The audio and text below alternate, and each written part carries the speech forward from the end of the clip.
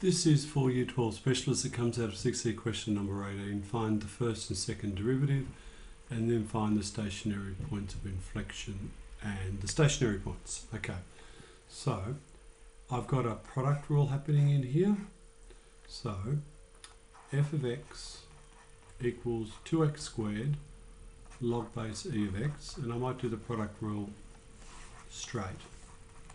So it's going to be 2x squared times the derivative of log base e, which is 1 on x, plus the derivative of 2x squared, which is 4x, times log base e of x, which will give me 2x plus 4x log base e of x. And if I was to factorise that, I could take a 2x out and have 1 plus 2 log base e of x on the inside.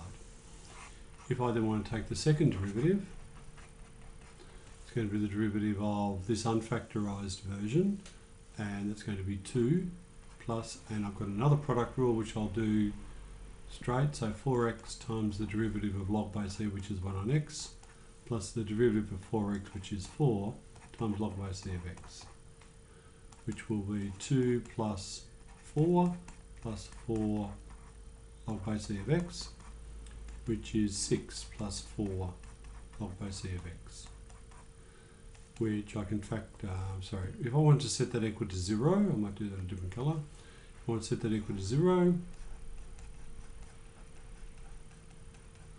then log base e of x equals negative 3 on 2, which means that x equals e to the negative 3 on 2. So I'll have a point of inflection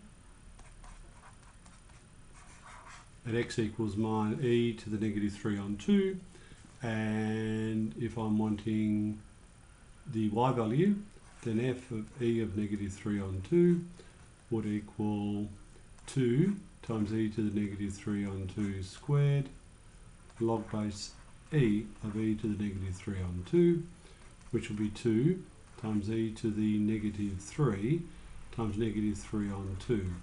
Because base e will equal negative 3 on 2.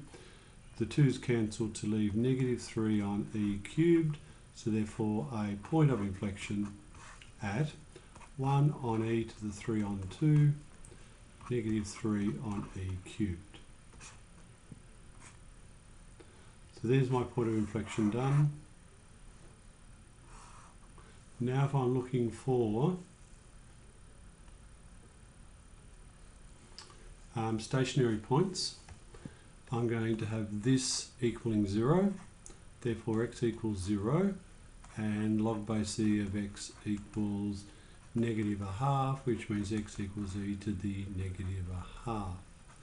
And I'm looking for f of 0 should equal 0, so 0, 0 is 1 stationary point, and f of e to the negative a half equals 2 e to the negative a half squared negative a half, because when I put negative a half, e to the negative a half in there, it equals negative a half.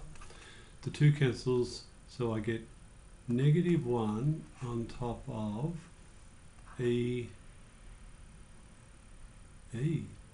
just e, negative 1 on top of e. So that gives me 1 on top of the square root of e and negative 1 on e as being my 2 stationary points.